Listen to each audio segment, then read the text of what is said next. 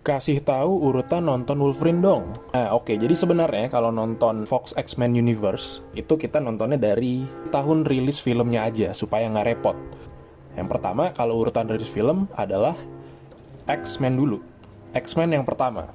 Setelah itu, tentu urutan keduanya adalah X-Men 2. Setelah X-Men 2, tentunya X-Men 3, yang judulnya The Last Stand. Itu rilis tahun 2006 kalau nggak salah. Nah, setelah itu, ada lagi yang judulnya X-Men Origins Wolverine.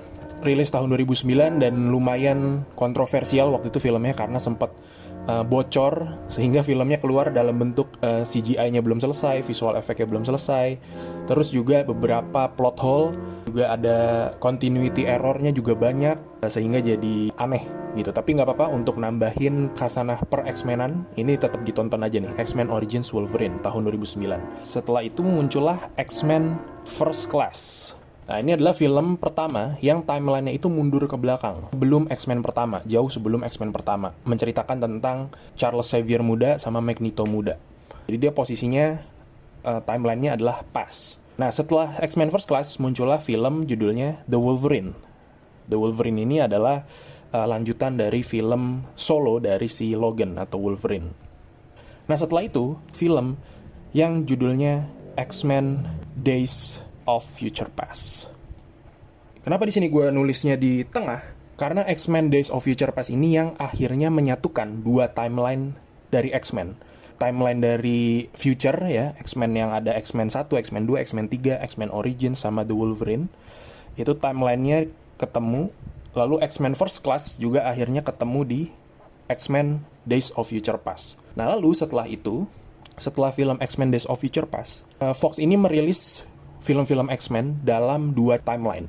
Jadi ada timeline future dan juga timeline past gitu ya. Jadi setelah film X-Men Days of Future Past, si Fox ini merilis film-film di timeline yang berbeda. Yang pertama itu future ada Deadpool. Lalu setelah itu ada lagi X-Men Apocalypse. Ya, X-Men Apocalypse ini timelinenya dia di pas, di masa lampau. Setelah itu ada lagi Deadpool yang kedua.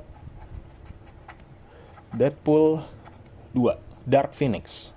Tahun 2019 kalau nggak salah. Itu juga timelinenya di pas. Setelah itu The New Mutants yang timelinenya juga di future. Iya, satu lagi tadi lupa, Logan. Ya, Logan lupa dimasukin. Jadi Logan itu memang bagian dari timeline future setelah X-Men Days of Future Past. Dan dia rilisnya tahun 2017, jadi harusnya posisinya itu di bawah Deadpool yang pertama rilisnya.